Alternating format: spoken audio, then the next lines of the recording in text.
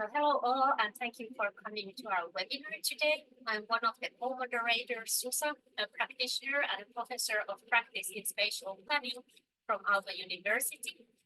And I moderate today's webinar with my colleague Kim, who is a researcher in the field of planning with a very transdisciplinary and also international background. And currently, she is mainly carrying out her MSCA project of mobile worlds at the Western Norway University of Applied Sciences. In the event description, you can find more information about the both of us and also, of course, our amazing speakers who will present themselves in a while. Today's webinar is the third part of our 4 planning dialogues series exploring the theme of acting for change in urban planning. And the series has been inspired by the PhD studies of both Kim and myself, and also by our experience in and around planning practice. And today we are going to discuss how the ideal of comfort, be it mental or physical or even social, might affect the realm of thinking in planning, and how much it actually affects the willingness to change or not to change, both outside and inside our minds. So with these thoughts in mind, we invited today's speakers to the event and asked them to explore some of the possible answers to these questions with us. We will first start with a brief introduction of the guests of today, and then we will have a dialogue between the invited speakers moderated by Kim and myself. And finally, we will have a Q&A session with you, so the audience. And during the webinar, you are also very welcome to post any questions and comments in the chat, and we will then introduce some of those later in the Q&A session. So today we have 1.5 hours to dig deeper into the themes of comfort in planning. So let's get started with the actual dialogue. So first, I would ask from our invited speakers if you could please shortly introduce yourselves and also share your main interests and professional experience in the theme of mental comfort in the field of planning. So when would you like to start?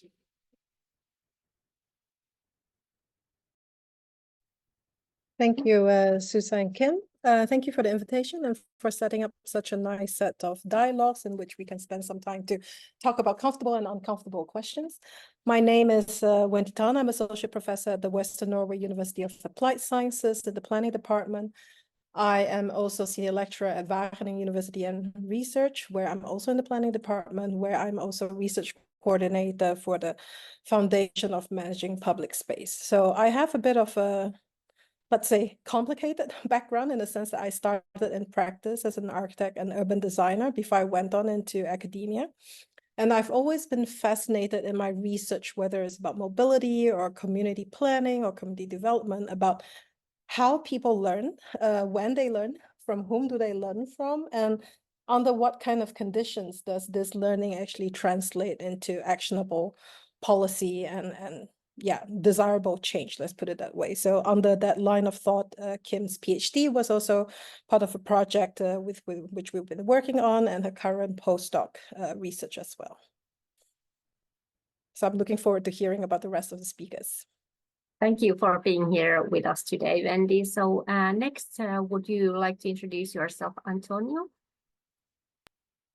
Sure, thank you. Yeah, I work at University of Porto at the research center CITA, which is Center for Research on Territory, Transports and Environment.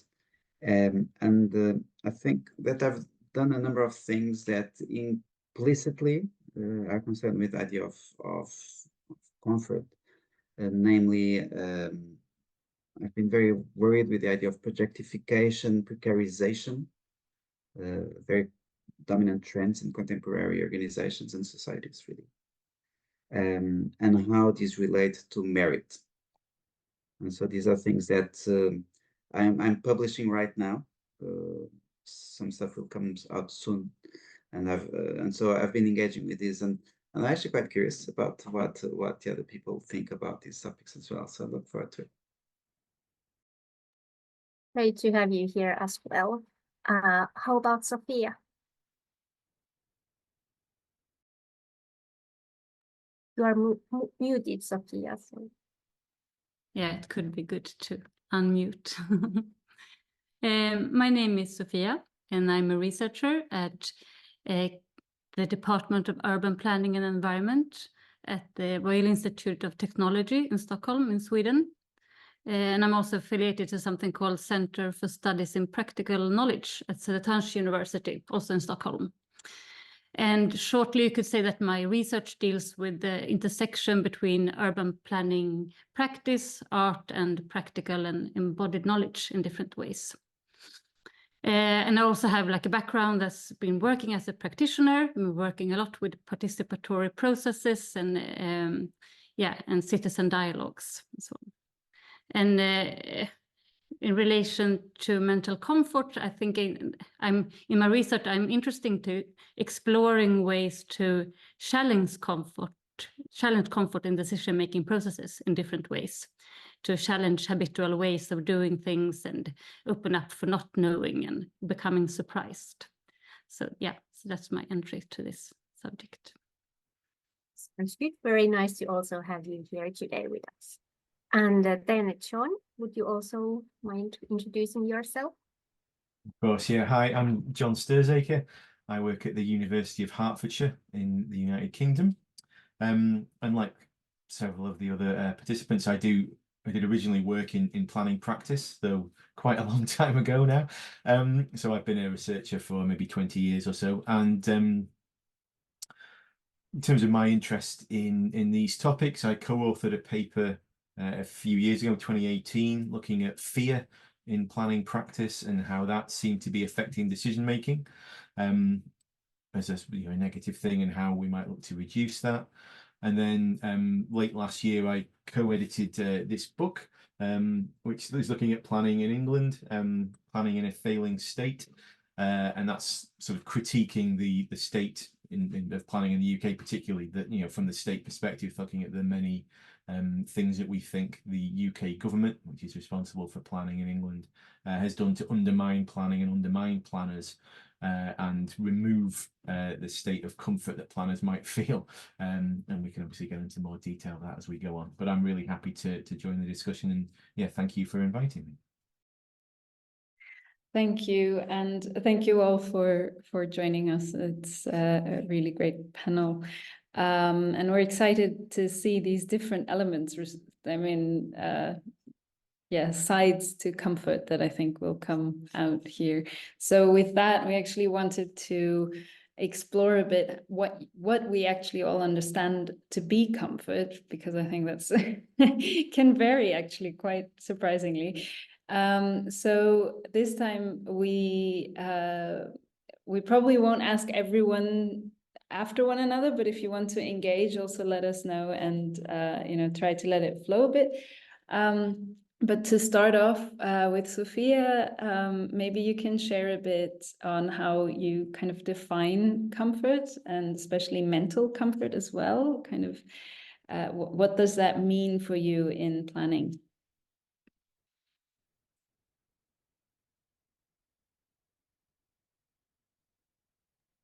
So the first thing I think about when I think about mental comfort is ways of doing and thinking that confirms your or established view, like mundane habits, things that you feel secure in doing, and things that are maybe not so much surprise involved, or not things that you do that you know how it will play out in advance. So, for example, I've been working or writing a lot about the role of listening and the political role of listening. And then I've been working a lot with like how to listen to what not only confirms your established view, but also listen to ambiguities, to insecurity, etc. And not only to listen to the same persons all the time or to use the same references. So if I could take it the other way around, so for me, comfort is when you tend to listen maybe to the same persons, to use the same references, for example, in decision-making processes. But also, I think that mental comfort also can be a feeling of like feeling safe. If you have a group of peers or colleagues that you can share a way of thinking with and doing things with, that you can get support from and so on.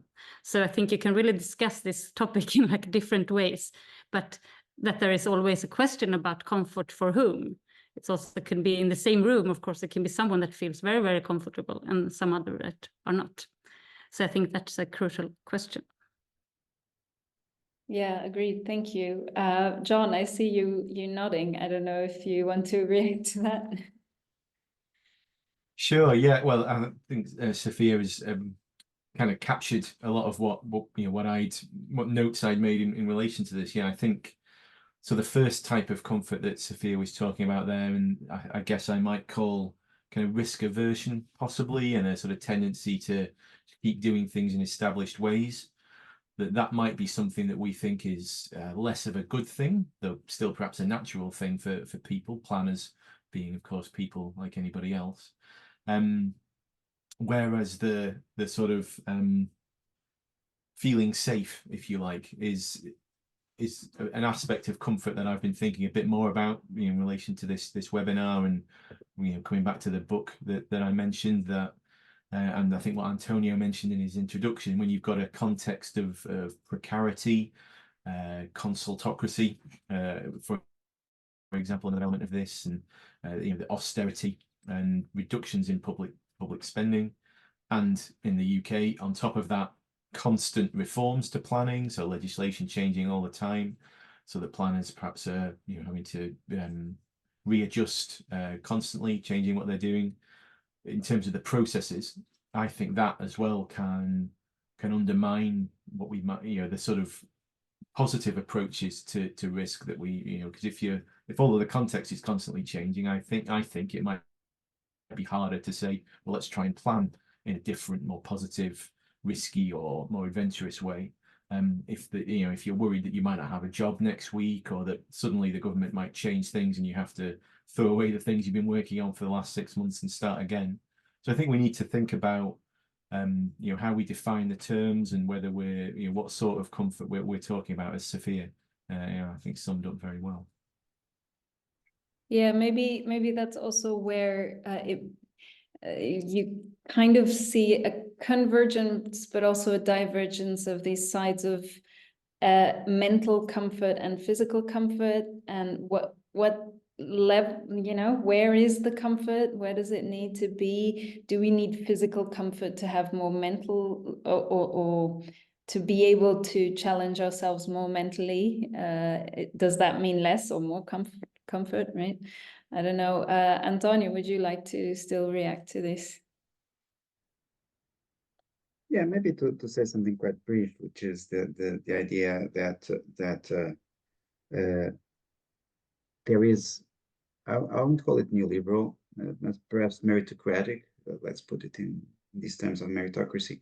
There has been a move towards the dominant belief that we should organize our societies under the meritocratic rule, meaning that we should give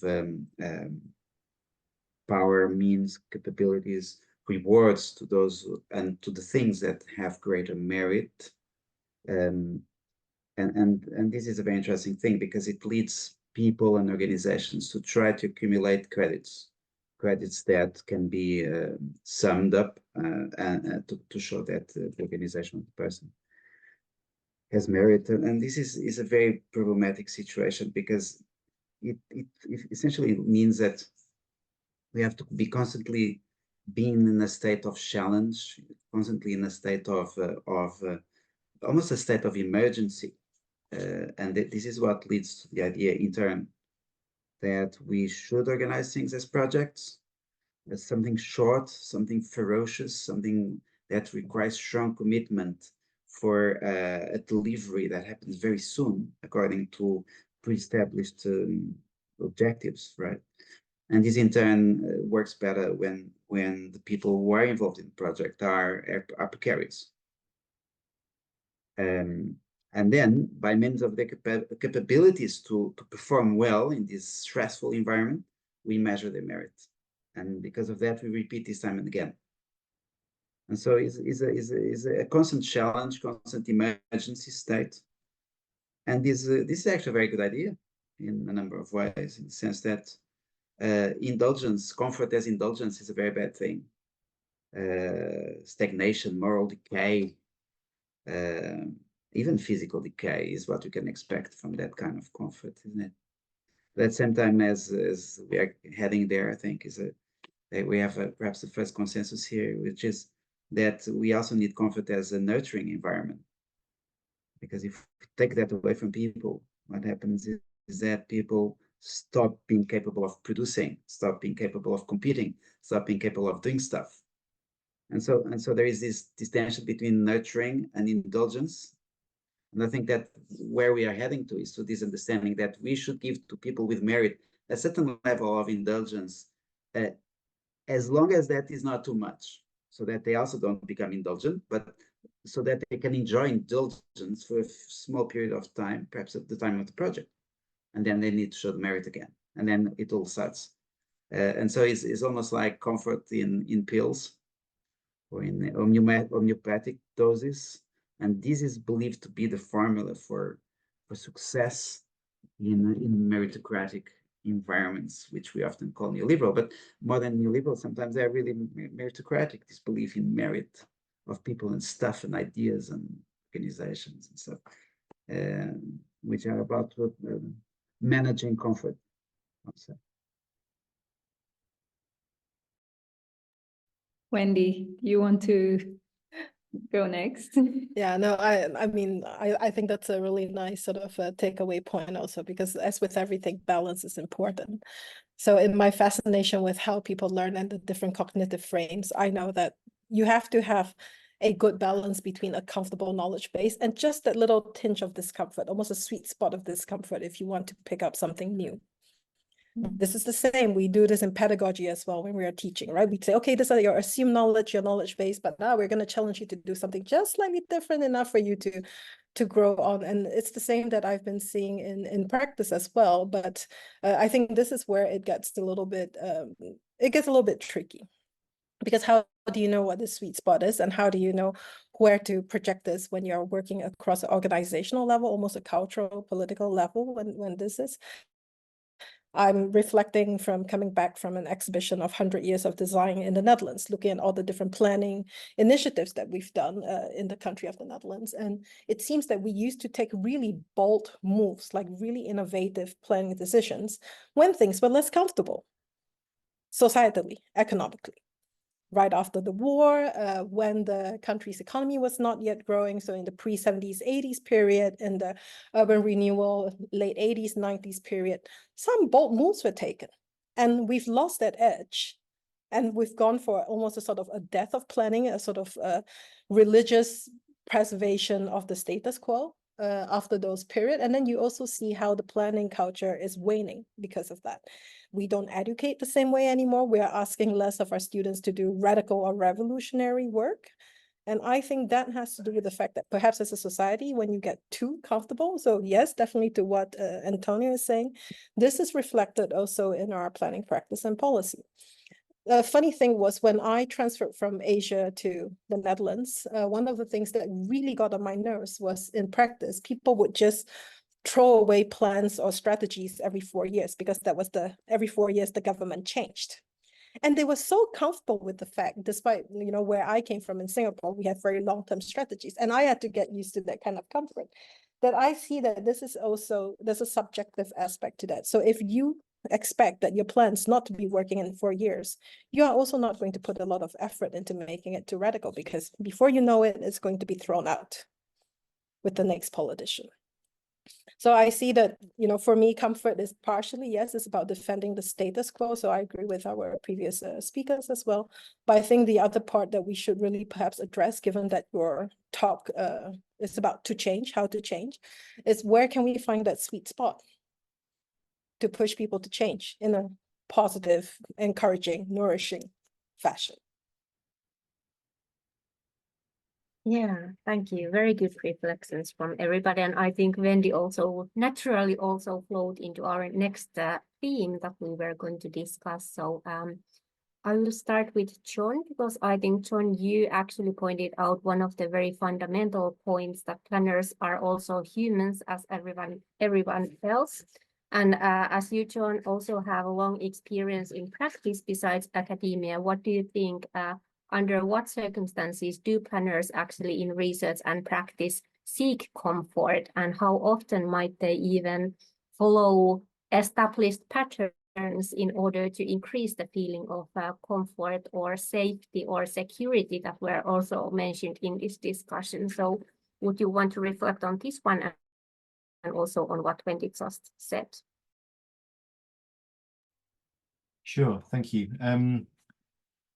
Well, in terms of under what circumstances do I think planners seek comfort? I think, like, I mean, again, I'm not not being a psychologist. I'm slightly reluctant to say this, but I'm going to. I think we all, I guess everybody does. That's a fundamental, human driver. Thinking, I don't know, going to Maslow's hierarchy of needs or whatever. Once you've got your, your basic, got a roof over your head and some food, then you start pursuing comfort. So I suppose it's inevitable and natural that planners will seek that, as everybody does in their professions. Mostly, I think maybe there's probably a small proportion of professions that are actively have to be about risk, like firefighters or something. But I guess that's they're probably a minority of people, and I think maybe there's probably if you did psychological tests of planners, they would be quite different to firefighters.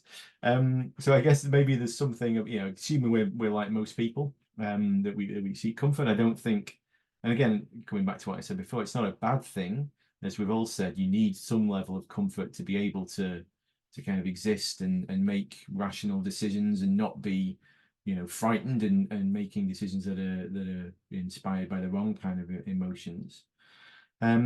So yeah, I think Wendy has got a really nice phrase there, looking for the sweet spot. How do you, for me, it's about getting the baseline there, and meaning planners feel safe, solid. Perhaps they know that they're, again, I'm risk of repeating myself, but they have, that the broad parameters are okay. They're not at risk of losing their job because the government is cutting the amount it spends on planning and isn't going to change the system. So they can be fairly confident about those things. And I guess that would then mean they have the foundation to do things differently, possibly.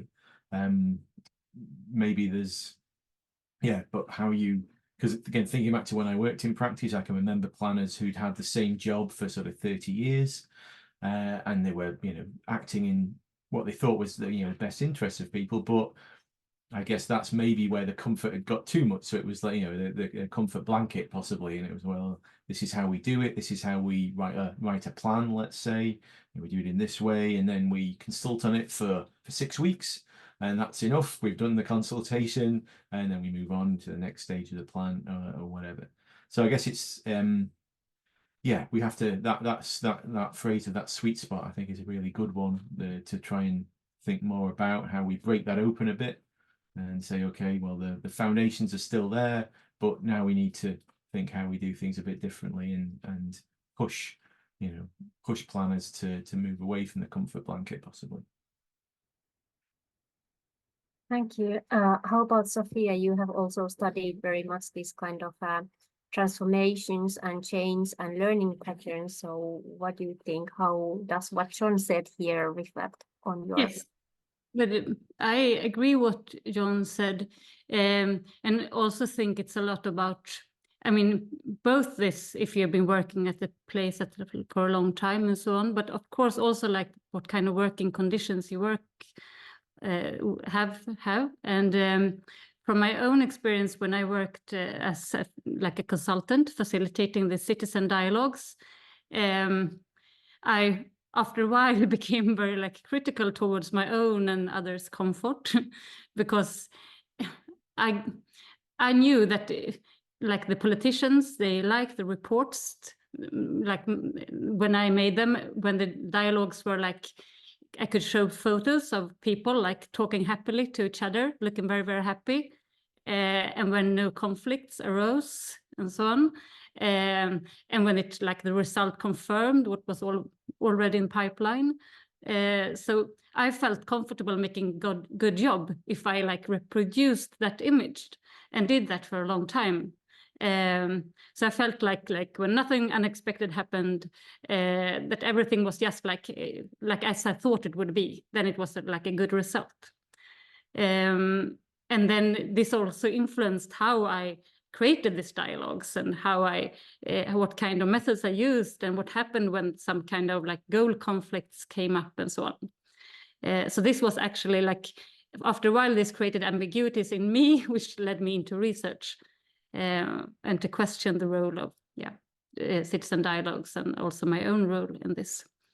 So this is more like an example from my own practice in like how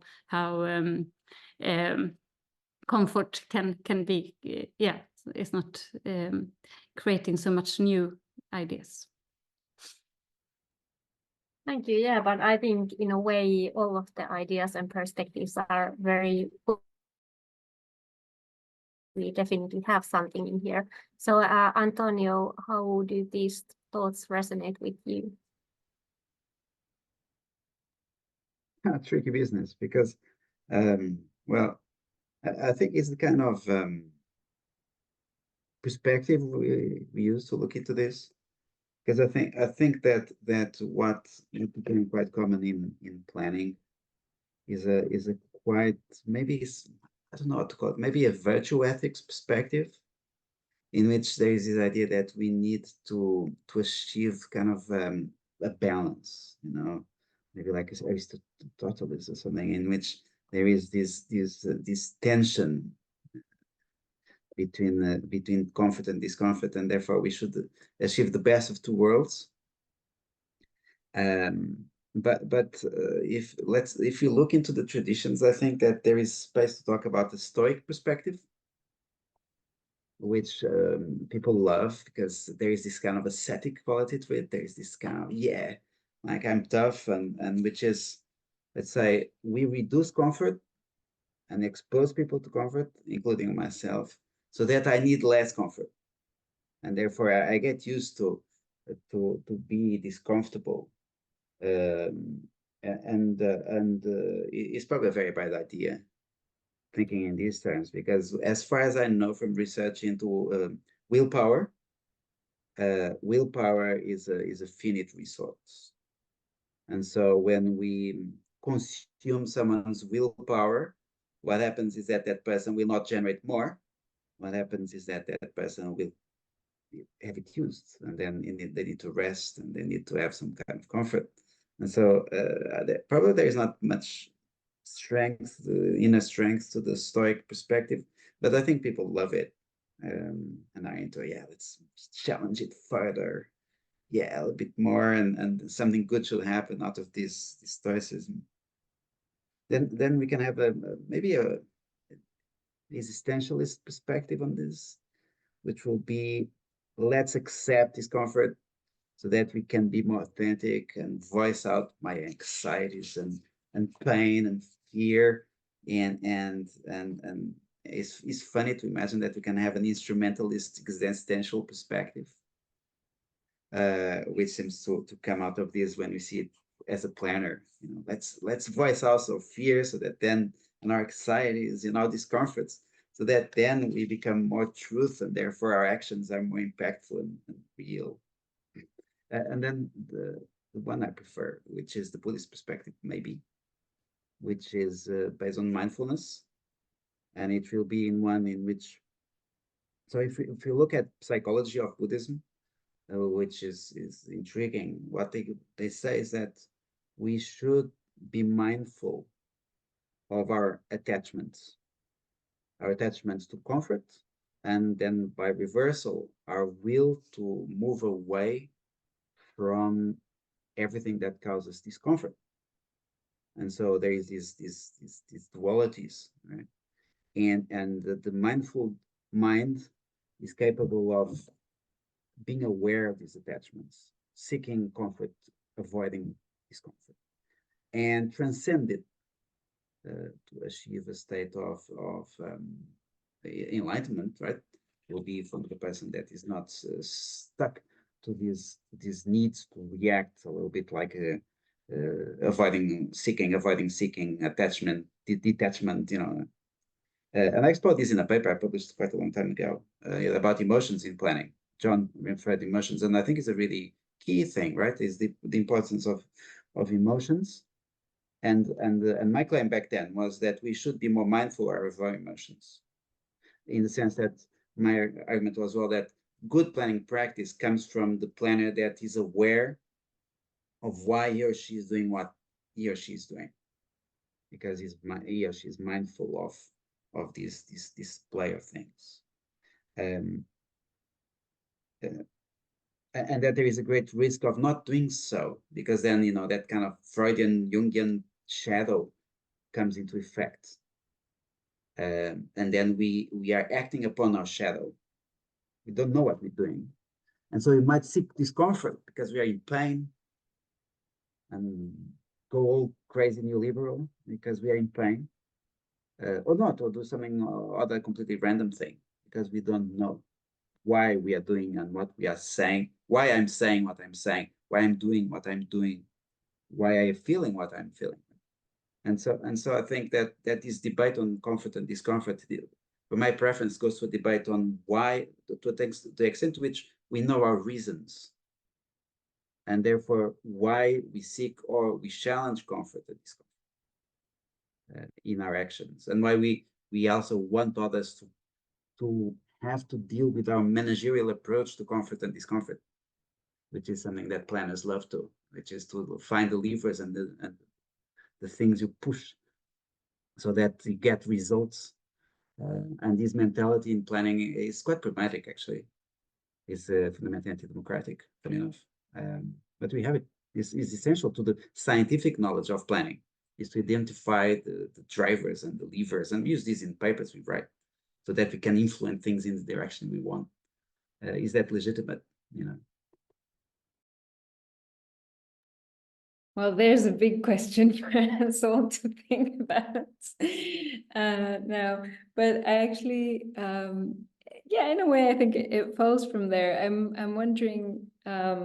I'm going to go a bit off script here, if that's okay with everyone, because I wanted to explore a bit this or perhaps briefly explain also where some of the interest for this webinar came from, which had to do with on one hand the experience of precarity, and I think this came up before as well, of kind of people really not having job security, but also in other senses, right, being kind of depending on this meritocratic system and so on, so having to prove constantly their worth and so on.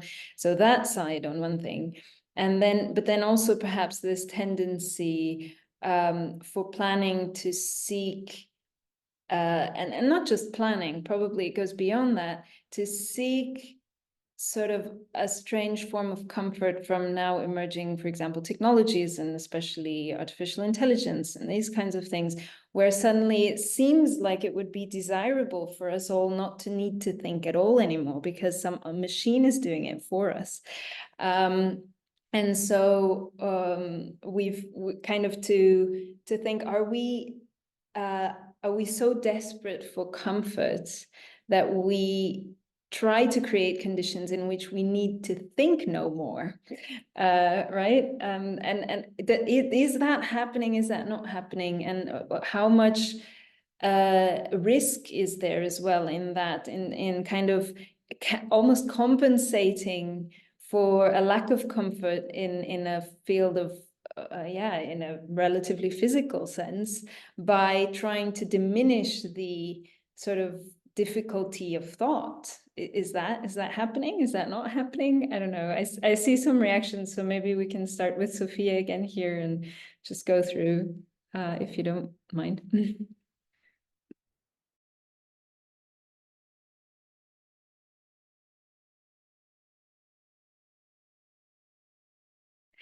You're muted, Sophia, sorry. Sorry.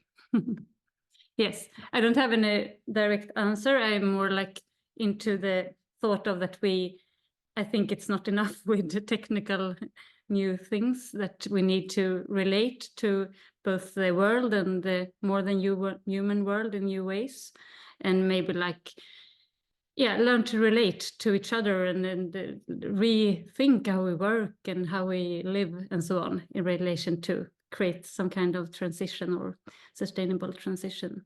And that will involve some kind of discomfort. And that, I think that is really what also Wendy was talking about, or and Antonio as well, this relation between both something that is, that, you know, we need some kind of comfort in order to explore discomfort areas. And this can be done in different ways, but when I've been working with groups and like trying out different workshops where we try out to learn to or explore listening in new ways, or try out to use other senses in order to understand the planning process and so on. We always have this thing that we have some very clear frames. For example, how long time it will take, or that we eat together. Some things that are very that you feel that you know what this is, and that is creating some kind of comfort. And then when you have this set, you can, within these frames, try out something more discomfort, something that is new and that you don't understand, or something that is like some kind of not knowing. So I think this balance between this discomfort and comfort is crucial. And I'm also curious to hear more about, Wendy, what you have been doing in that kind of, in this way. Thanks, Sophia. I really like this sort of relational approach to think about planning and to think about people in planning. I mean, John's article was one of the sort of aha moments for me in my academic career, when I realized I'm looking at irrational fear, people making decisions based on irrational fear. Most of the time, I think that you really picked up on this important point, like not just having fixed agreements on what to do, but also even having a social moment together that you can establish common grounds and basis. If there's anything important in how we are educating planners or doing planning, I think empathy is something that we've been missing. We've been sort of laboring under this idea, which Kim has been mentioning, that, oh, if the computer says yes, it's probably okay. By trying to remove, let's say, the human side of things. I work also on digital twins. I'm getting calls of people saying, can you make us a digital twins? And I'm like, do you even know what a digital twin is? And then it gets into this whole conversation. Is that it might be uncomfortable for some people to express emotions or to show empathy, because we've been training them not to do that, to say that the planner is rational, the planner is apolitical, the planner is impartial, I would say, and able to show, the greater good objective as it is. And I think this is a bit of a fallacy, and it's making also very difficult. On that point, I think I also want to address what Antonio is saying, is that maybe we shouldn't be looking at comfort and discomfort as two dualities, which, we sometimes do in Buddhism, Antonio, the light and the dark. But the important thing here is that if you want to, is not to give disproportionate value to either one. And if you're looking at a planning culture, organization, or system, one of the things that I personally feel is not happening enough is that we don't give people room to fail.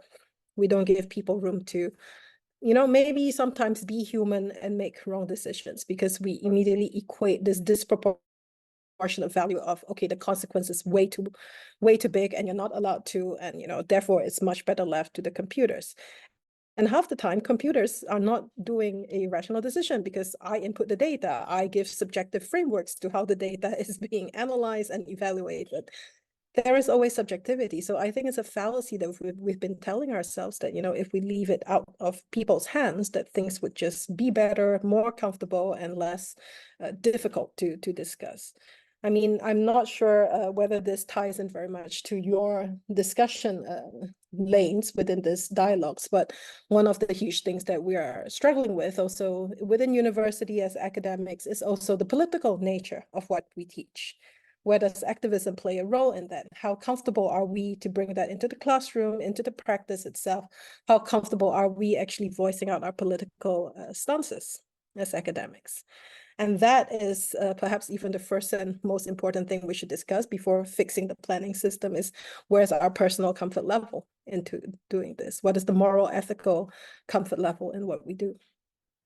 So I'm curious what the other speakers are thinking about also on these points.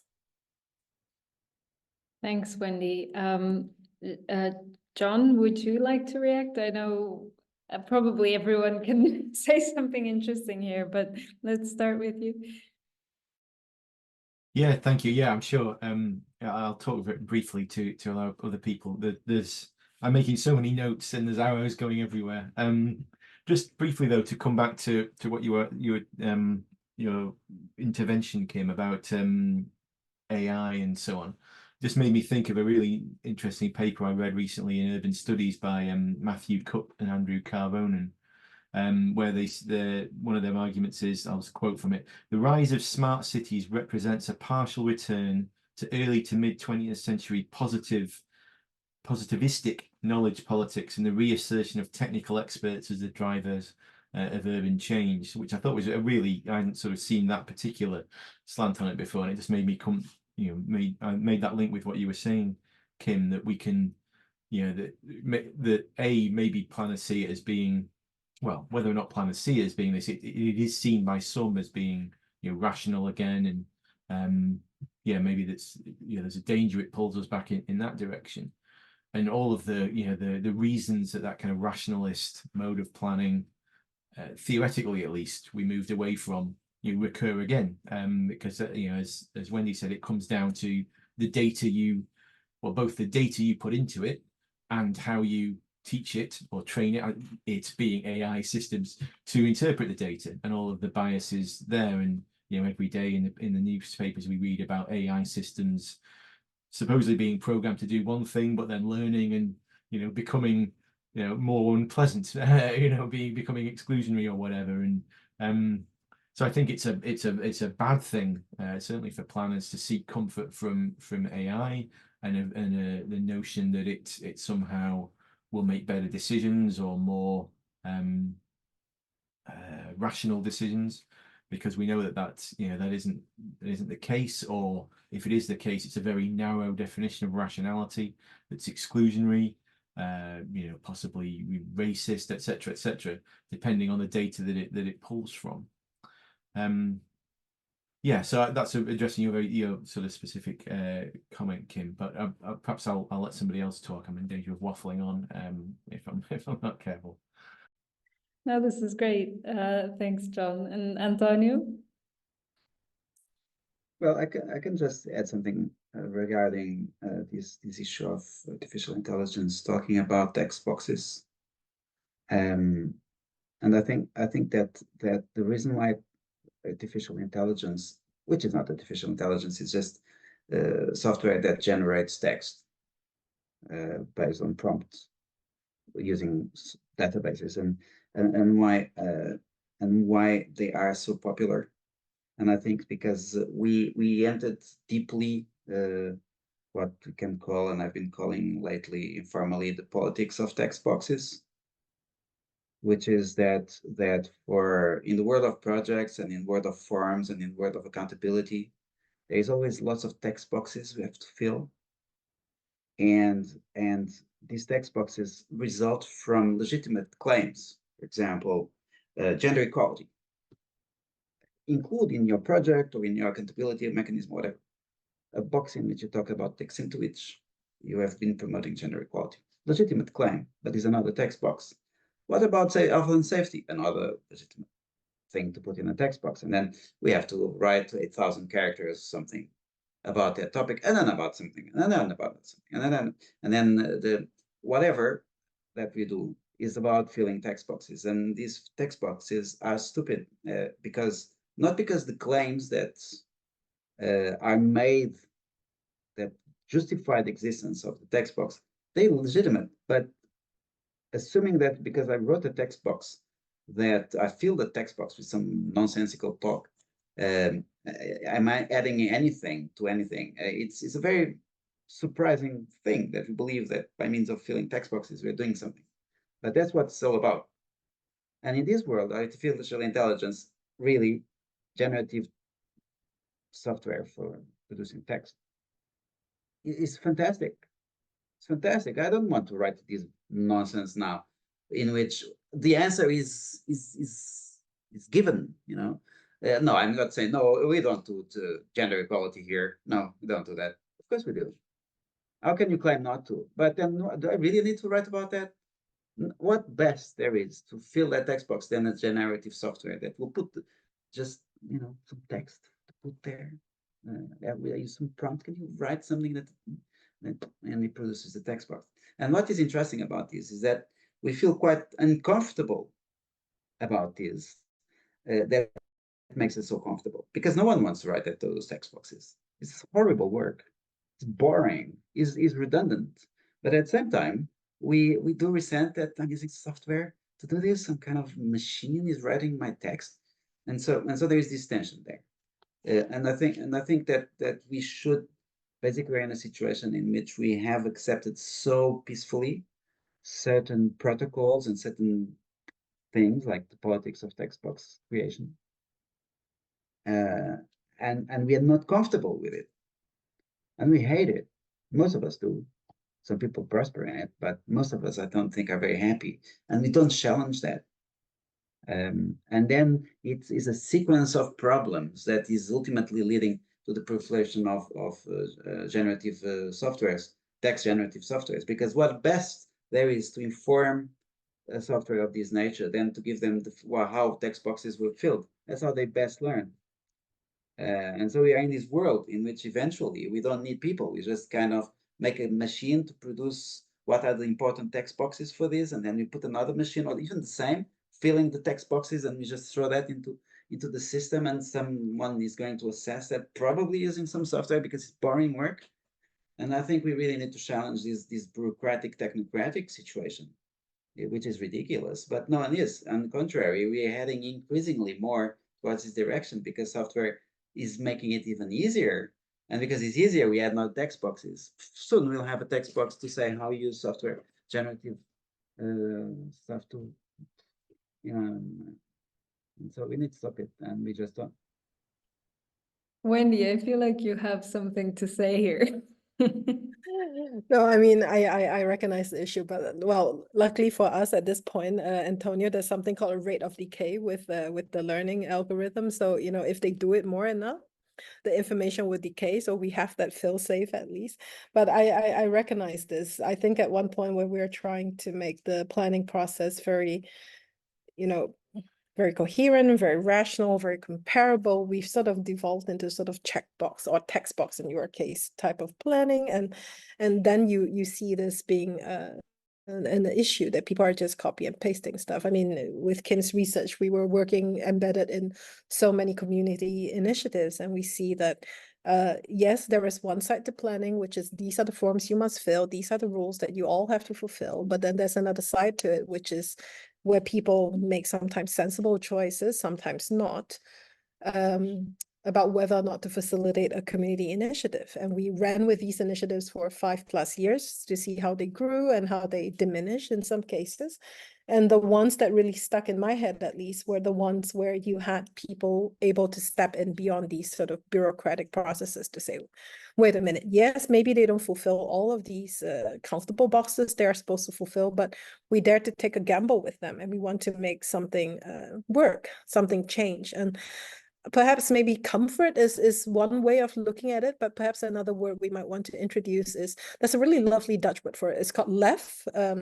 How would we translate that, Kim? To dare, to dare to, or to, it's not as big as bravery or courage, but to have the left, to have the, I need a good English word, right? I don't know. To go for it, like to go for it, to try to sort of have that room to fill and to do it. And what we saw in a lot of our cases were that these were usually slightly senior level civil servants in planning who have seen it all, who have some kind of a credit in terms of the bureaucracy and the network. And they're like, well, I think I can take this one on the head, even if it doesn't turn out well. And I would love to see that much more happening in the planning process, rather than just as a sort of serendipitous thing that we see in the cases that we have followed.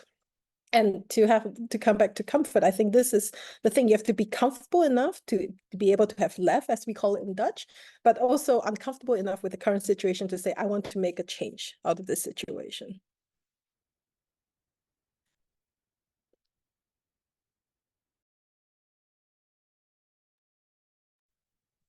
I guess, or I wonder how many have actually tried to skip the phase of filling in all of those text boxes, because they are also very kind of many text boxes in planning practice side. No matter what, in a way, the target is that you are trying to fulfill, there are always also kind of 200 other boxes to be filled in addition to that one.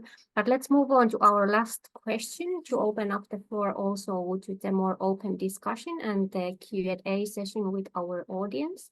So we have discussed so far much empathy and emotions and so on, which are very important, but also very neglected themes of planning.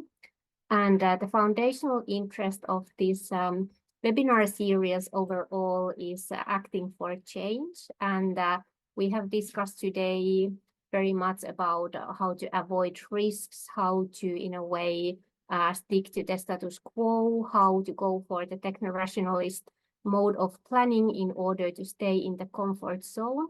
And simultaneously, many other researchers are stating that we should more strive for different kind of transformation, sustainability transformation, whatever, which would also in a way need the willingness and ability to change. And we would now like to also know your thoughts about how may the comfort-seeking practices actually influence these kind of change processes, and are we actually able to go for this kind of transformations or change if we want to stay simultaneously in the comfort zone. But maybe we could start here with Wendy's thoughts. What do you think, Wendy?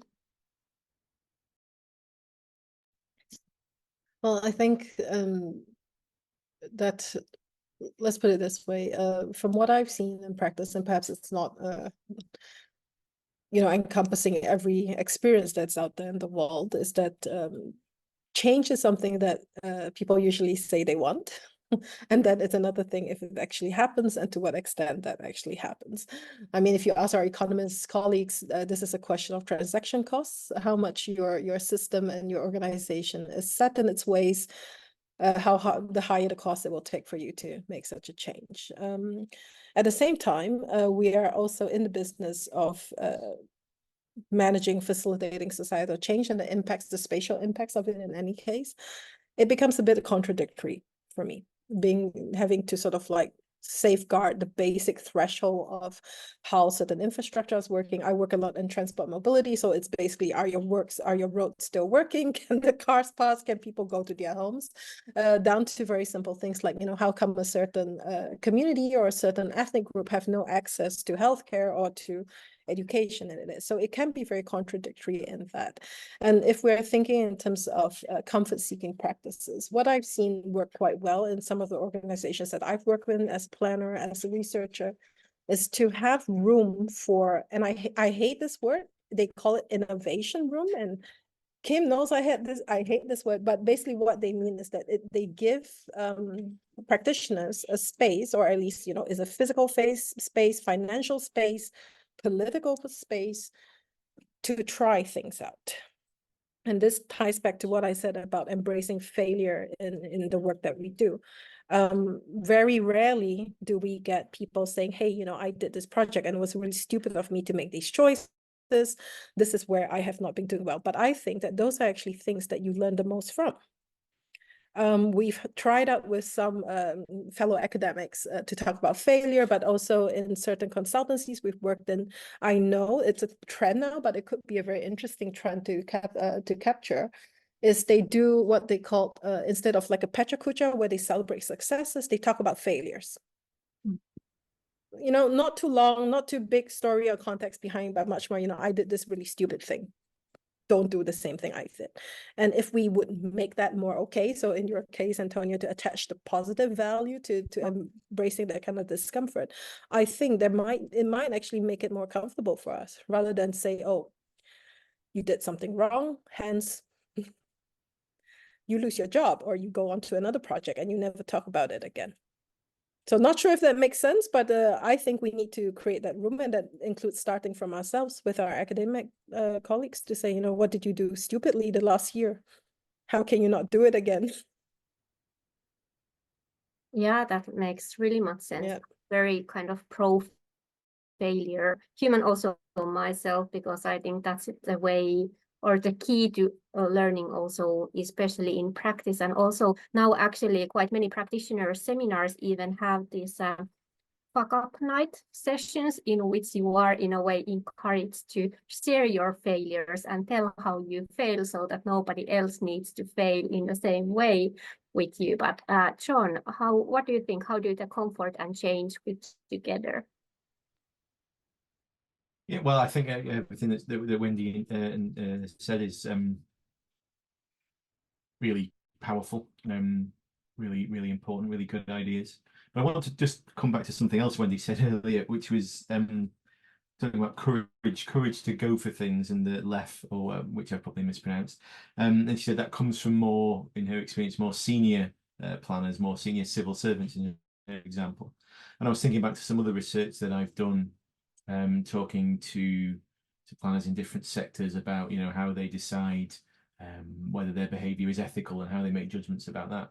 And I talked to one person there who works in the private rather than the public sector now, but almost goes in as a sort of change agent, if you like, a disruptor. So goes into, you know, medium or whatever size private sector planning consultancies, and his particular role is about, I think, the quality, you know, of development that's being built, and sort of says, is this, you know, can you make it better, and so on.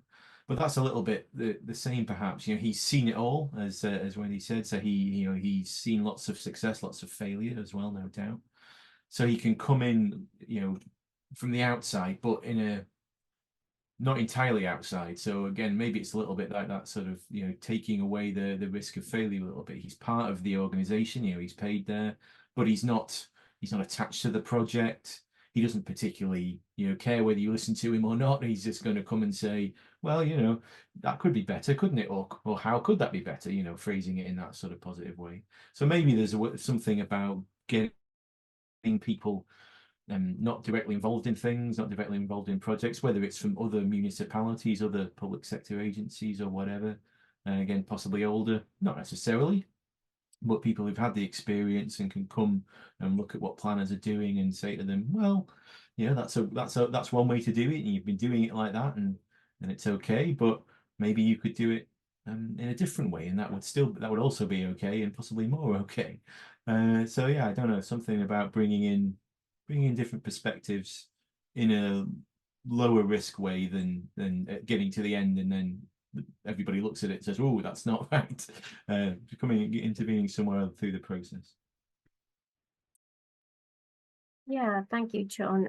So Antonio, what would be your concluding thoughts on failure, comfort, and change?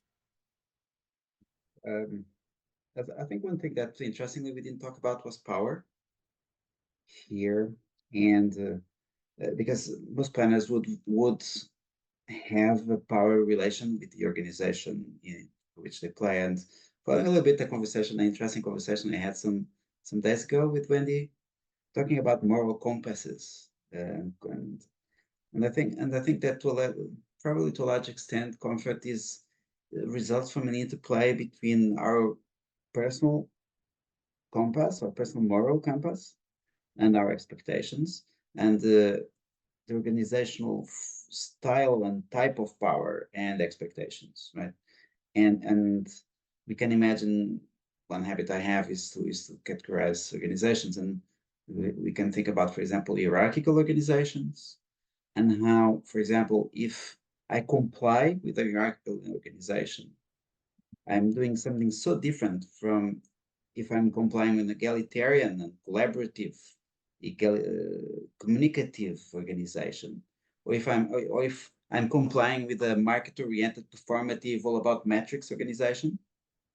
And so what I mean is, so for example, hierarchical organizations in which I'm doing the thing that the power, those who will have power, like is if I'm probably reproducing the behaviors, the following the norms, respecting the others that they are throwing from above. And so yeah, and what's interesting about this is that I feel very comfortable. I might feel very comfortable about that. You know, they tell me what to do. I do what they ask. I'm paid for this. It's fine. You know, and so, you know, but I also can feel very have a struggle with this and feel very willing to fight these modes of operation of the organization. And then I start to struggle, and I might be very comfortable in that struggle as well. And so what I mean is that I might comply with these different types of organization, and I feel comfortable because I'm aligned, because of my moral compass is aligned with that organization's orientation, and then I'm a happy person there. But I might also be comfortable struggling against my organization because I feel that's what I should do. But that comes with a comfort cost, because then probably the organization doesn't reward me so much. And so I think in summary, I think that comfort, 5-star comfort, results from being in an organization with which we have resonance, and in which our moral compass is perfectly aligned with the moral compass of the organization. And then the worst form, probably the lowest form, is when we don't identify a form, a way to struggle against this organizational compass, and we feel that we are corrupting ourselves in that organization. But then there are several possibilities there that are not so dramatic, but not resonant. So, for example, I might be struggling a little bit against the organization and still feel that I'm accepted in this struggle because I'm the creative guy there. That is, and so I would say that is complicated, like Facebook status for like in it's complicated, but I think this, at least these factors need to be counted in, like the compass of the organization and of the person, and the type of organization, to give an answer to that. And so it's more like I'm presenting more of a map of the possibilities of comfort and discomfort. Thank you. Very nice thoughts. How about Sophia? Would you like to also concrete your thoughts? I don't know to concrete them, but it was really interesting thoughts for all you others. When I heard you talk, I thought about one aspect, which is time, to have time in your working life, either as a planning practice or as a researcher, to have time to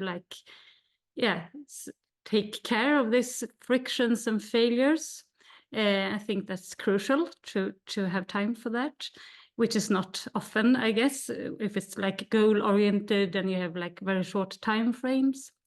But I was also thinking about an example that at this, as I told you, I'm like affiliated to a place called Center for Studies in Practical Knowledge. And there we have a method where people that have been working in different at different places. It could be planners, but also people from different places, and they write about situations that are that been a lot of frictions, but they write about or a failure. So they go take a course when they write about situations, and they write about them very, very concrete. It's like very, very situational, like how it smelled, how it looked, how it felt, everything, and like really, really include feelings as well. And then they reflect about this situation with the help of philosophical texts. So it's a way to both really be very, very take time to understand and go into this very concrete situation, and then zoom out and think about it in a more wider perspective. And that kind of method is actually very, I think it's very, very good in order to explore these frictions and failures and use them as something that you can learn from instead of something that you should just try not to remember. So that's a way to explore, I guess, uncomfortable situations in a comfort way, kind of. Thank you, Sophia.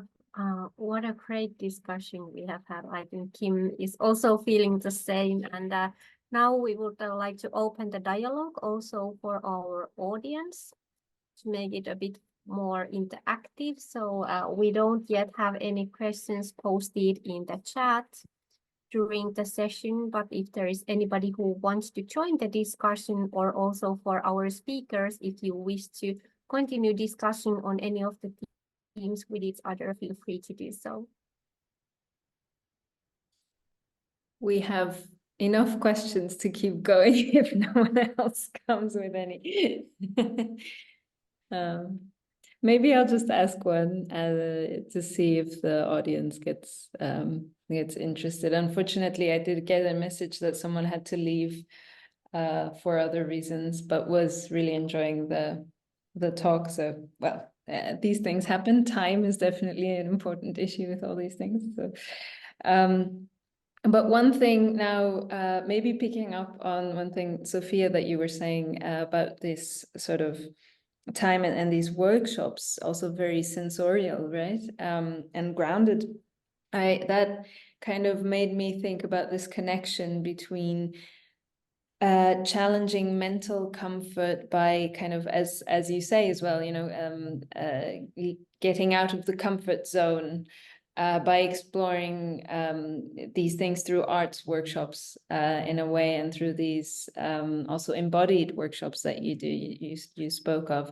And I think that is perhaps one very concrete example that we could briefly explore about how people can you know, be in a relatively comfortable situation and then actively exit that, and what happens there. Maybe you can give us a bit of a description of that, how that works and what kind of reactions you have gotten.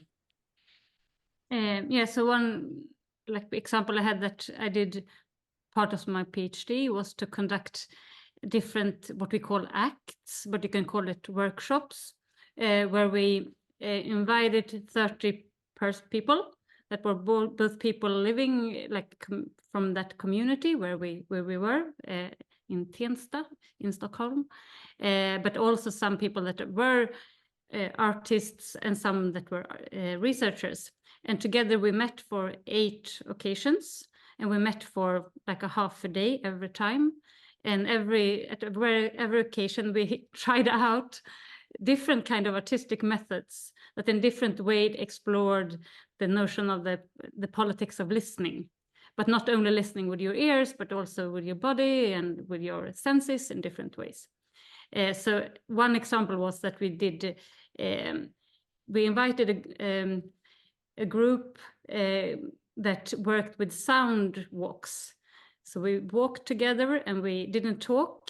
We walked maybe for 1.5 hours, and we stood still at different places and recorded sound. And this is very and then we went back and talked about what we had heard, and it was really, really different what you had heard. But also the sound walk, which is, I mean, kind of an easy thing to do. You walk together in silence and listen. But just by try to exclude some senses and just try to listen, really, really changed the way of understanding a place.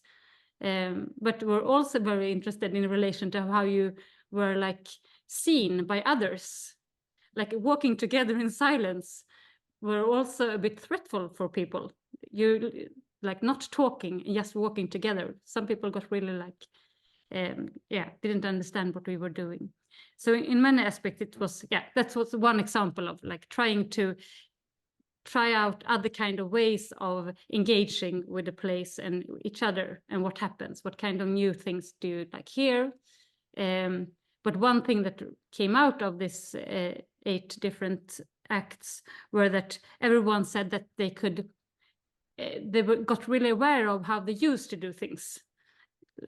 Just as much as they found out new ways of doing things or new ways of listening, it was even more a way to understand when you come out of your habitual ways of doing things, you really see them. I'm used to do this. This is my usual way of doing things. So it was also a way to see your habits, and maybe also what you make, what your comfort zones, etc. Yeah, I think that's a really kind of interesting perspective of how to get rid of the habitual ways of doing things. Some things I have tried, for example, in practice, is to utilize different kind of role plays to in a way extend our ability of trying to kind of make everybody reflect on whose perspective are we usually taking in these planning processes. So you might not even be a human, you might be a squirrel, you might be a river ecosystem, you might be kind of decomposition process, you might be anything to in a way force to also get rid of the existing ways of thinking. But what I really wanted to ask is still, would anybody have any perspectives on how does comfort actually influence the social networks we usually wish to work with? Because I think that it's not only about the themes that we wish to do or the kind of procedural choices we wish to make during the processes, but it might also be about the social networks of the humans with whom we wish to collaborate in order to stay in our comfort zone. So does anybody have any perspectives on that one?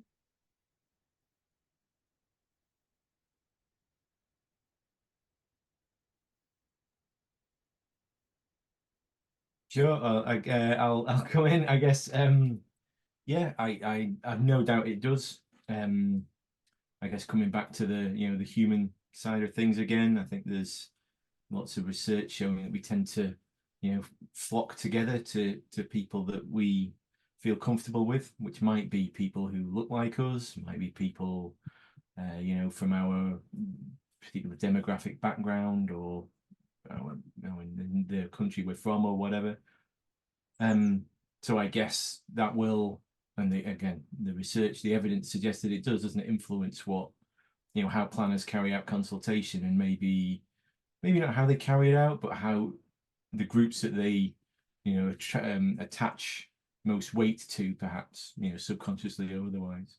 So I definitely think it does. I suppose the question is how we interrupt that, and what are the ways that to do that, to challenge. It comes back to the things that we've covered already, I suppose, isn't it? Challenging our suppositions, challenging the way we do things, making us think about that. I think maybe it was Antonio who said that. It's what was the phrase he used? Yeah, being reflexive.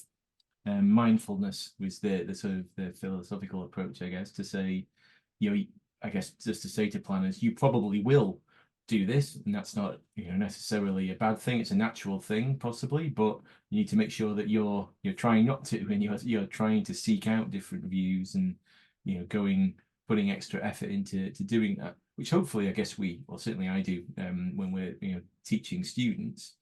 But whether they carry on, how much of that becomes part of them when they're out being planners, it's always difficult to tell, isn't it? So yeah, again, don't have an answer there, but I certainly think it is a factor that maybe we're not aware of when we're acting as planners.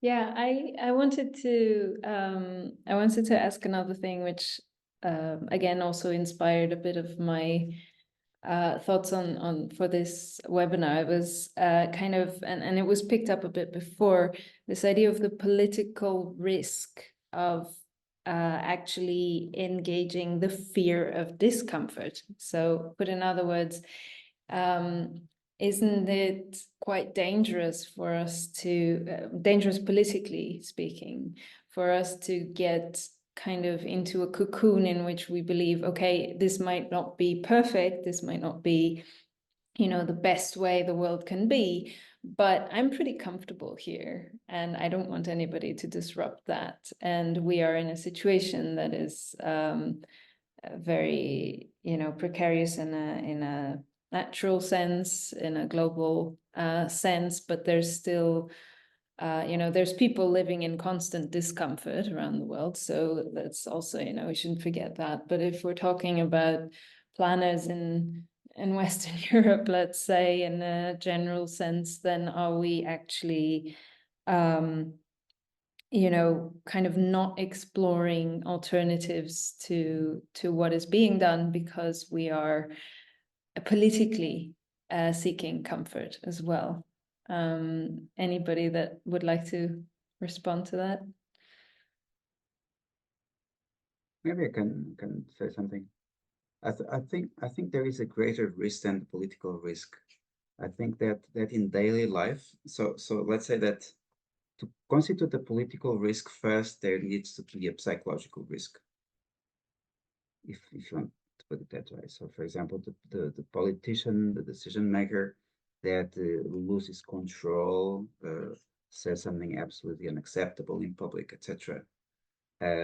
We'll do that probably because there is some kind of a mental process, intellectual, cognitive, emotional process that led the person to go away from a kind of script that we all feel comfortable with. And I think one thing that is happening today is that with the radicalization of politics, we see that a growing number of right-wing politicians are saying things that actually make uncomfortable to many audiences and stir very powerful emotions, often negative emotions, and people love it. It's a recipe for getting votes, is to do this. Recently read something about saying this is a recipe for success in the elections. And it shows, I think, that we are a bit as a society, and I probably am talking about Western European, North American, Anglo-Saxon in general, and whatever, maybe in global North thing. We are achieving the tolerance threshold for rational, appropriate, political correct, sane regulations.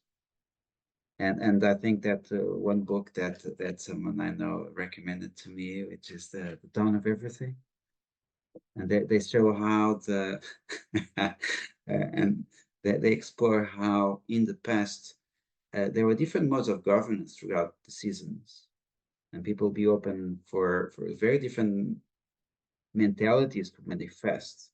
And now we just have these little things which are Halloween, Carnival, Christmas, summer break, in which we kind of go quite in different directions, right? And I think we did that. We need to have much more, exploring much more the full human scope of emotions and behaviors. And because and I think that what I see in the right wing, the emergence of right wing, extreme right wing, or maybe really what's about is populist right wing, but also populist left wing and populism in general, is that the people are actually asking something that is absolutely legitimate, which is we need to increase the bandwidth of what is considered acceptable and that we can be comfortable with.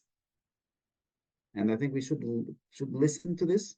And so instead of considering these people very bad people, I think we should see what is the truth there, what is meaningful there, and is this request, let's be again more complete human beings, because they're asking for it, but in the wrong way. That's my reading here, because people are a bit uncomfortable with the strictness of what is considered acceptable.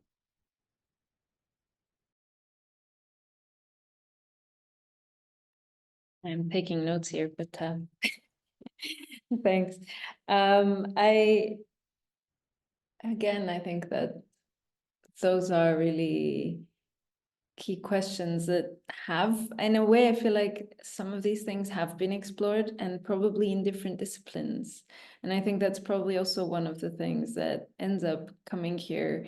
Like you spoke of this book, which is a mix of archaeology and anthropology, but you have different areas in which these things can, Wendy was mentioning psychology, I think, and we've worked on that field and bringing that into planning. I think that there's also, of course, in studies of politics and philosophy and these things, it would be really interesting to connect to those things perhaps more in terms of also acknowledging that planning specifically also needs these insights because it is impacted by it and it has an impact on that as well in turn. So I think one thing that that I sort of wanted to ask last, probably will be wrapping up, is in a way is sort of a takeaway here that actually part of the mistake from the webinar as a whole, maybe that it is a mistake to try to structure everything so much towards comfort that then it's very difficult to make these small steps out of comfort, because I got this feeling that maybe feeling safe enough to do small steps, controlled in a way, steps in out of a comfort zone, can be a way for people to experience that without it being a threat. But that our structures basically are you're kind of either in or out. I wonder if that's something that that resonates with you. If you think, I mean, of course, there were too many points to sum this up. That's not at all fair to say. But I think this was something that stuck to me here, and that resonates with me a little bit, also in terms of, you know, bureaucracies that don't allow people to do things, but also the text boxes that were mentioned, these kinds of themes. Would anyone want to still react to that, or else also if you have other points that you would like to still share that you think are missing?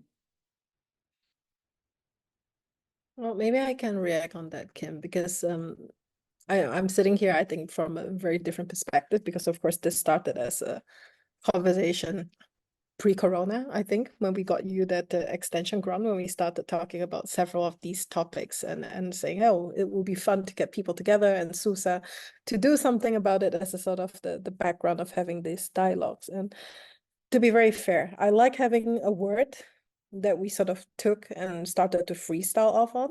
I have to say, SUSA, I'm very sorry. I know you guys prepared this very well, but you know, I read the questions and I went like, oh, okay, I think I can say something about it, but I didn't over prepare it.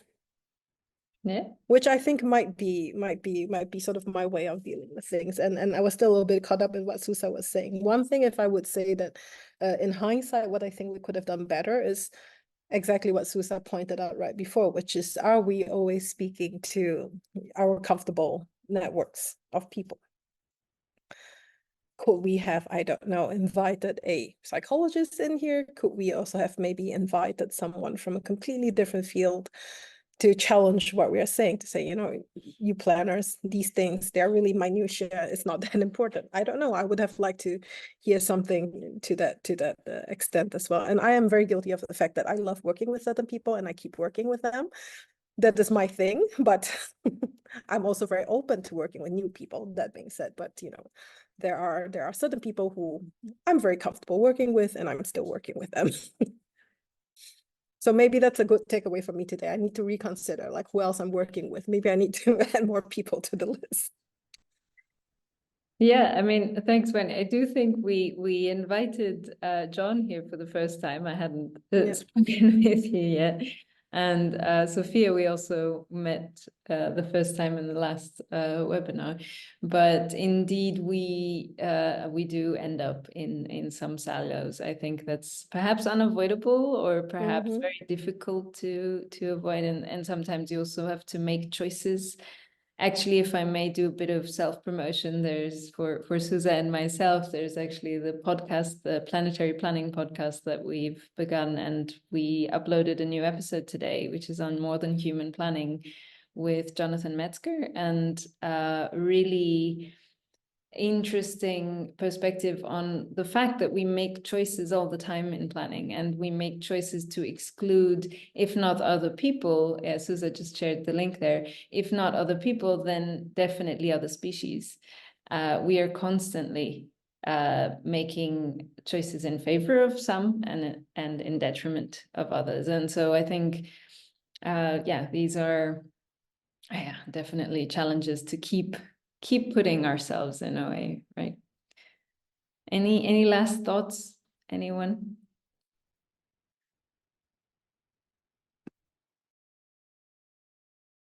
I think I just want to come back to what I talked about earlier when I talked about my experience from this consulting role and citizen dialogues. That one problem I could experience and also have read about and so on after is like that the feeling of that professionalism is the same thing as things worked out as planned. So if professionalism rather was seen as ability to give room for frictions or give room for ambiguities, I think it would be easier as well to like give time to that and actually not steer away from a complicated situation, but rather see that, okay, if we like give some room for this situation, which is not like nice, but still something is happening here, that it like, yeah, it creates frictions, then we also could work out an ability to deal with complex questions. So I think this ability is something that I also think is very important for planning practitioners to learn when they in schools. And I don't know how it is at your universities, but at my university, I mean, we talk about these things, but I think it's also bodily knowledge about like standing in a meeting or sitting in a meeting and feeling the feeling of insecurity and the feeling of that this is not working out as planned, or all the like citizens are really angry now. What should I do? So that's connected also to, I think, what you said earlier, but some kind of secured, like secure unsecurity to be able to handle or hold insecurity. I think that's a good, important ability to have. Really I good. can share with you an example, Sophia. We do this with our master students when we're training them to do focus groups. We actually picked up the technique from when you do fire drills, like if you have to train personnel at workplaces for crisis situations like fire or getting robbed, they actually hire like actors to role play things that went wrong. So we did that with our students, and we actually assigned roles to students that would include instructions like, today your job is to be as difficult as possible, try to make someone cry during a focus group, and see how our other students react to that. Because if you're working with community, this is something that might happen. How do you then take on such emotions and facilitate the talk that you need to? Yeah. I'll let you know over a few years how that works out when they go into actual practice. And I just want to add a last thing about this, that this is also a way to work out, like to develop this phonetic ability, this practical knowledge to work with that. It's also something that is like happening in practice in difficult situations. So to be able to handle that kind of situations and to get that knowledge. Yeah, thank you so much. I think I feel the positive energy here. I think there's, at least in terms of teaching, there's a lot we can take away from this, as well as practical examples, but also thoughts in the back of our minds. There was also Stefanos from the audience also shared this input about Greece. So I just wanted to read that out to give it a bit of space, where he says that recently alternative approaches in planning are getting more and more popular, workshops, street experiments, etc. Unfortunately, here in Greece, planning is still mainly top down, and it sticks to this approach very strictly. Participatory processes are sometimes meretricious. So I think there's, yeah, a lot of varied also experiences across Europe, and then, you know, you can only imagine how far it goes beyond that as well. And here we get an input from Anna Souza as well. She says the relationship between comfort and change was very interesting. Maybe the theory of Klaus Janssen of the 4 rooms of change can be an interesting connection. I've just learned about it, but it has a take on how change arises that seems to be close to the comfort-discomfort balance that we talked about. Thanks, Anna, for that. We will try to check that out. At least I wasn't aware of that, so I don't know about the other speakers. And with that, I obviously want to thank everyone for being here, for our speakers, of course, and for the audience that was there. We know we had a small one this time, but I look forward to also reactions online later when we post it. we explored here so many angles of mental comfort, connections to physical comfort, and we only touched again the surface kind of these things, I think. But I hope that we kind of opened up here a space for also people maybe among those here, but also beyond that, people to pick up on some of these lines of thinking further. We will continue with the webinar series with the next one on the role of academia in initiating and enabling change on the 27th of May. So if any of you are interested, please join. The registration is open. I think Susa is sharing the link there as well. And you can find this and previous and future, then after, obviously, the webinars from this series on the YouTube page as well. So Susa already shared the planetary planning podcast. So there we also hope to continue some of these discussions. And thank you. Thanks so much for being here, and hope to see you with the next one. Yeah, thank you indeed. Thank you very much. Thank you. Yeah, thank you very much. It's been great. Very nice to meet you all. Yeah, really nice. Thanks. Thanks, everybody.